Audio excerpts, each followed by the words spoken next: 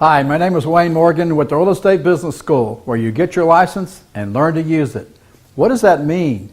It means we teach you what no other school teaches: the technical education required to become licensed, the business education your clients expect you to have, and the financial education you need to pay yourself after you stop selling real estate. If you stop working today, would your income stop? There are two important days in the life of every realtor: the day you start selling real estate and the day you stop. When will you stop selling real estate? What will you have when you stop? Start planning your exit now by getting the financial education you need to invest in real estate for your days beyond real estate.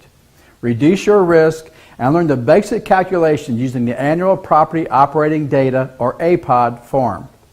Remember, if you pay too much and borrow too much for property, there is nothing anyone can do for you.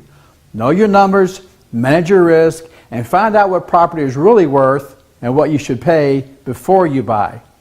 What is the difference between a good deal and a bad deal? The listing agent won't tell you, but this simple form will. Our 2-hour case study will demonstrate how to fill this form out. Transition from speculator to investor by knowing your numbers. Learn the basics of real estate investing with the APOD form. The Real Estate Business School, where you get your license and learn to use it. Are you minding your own business?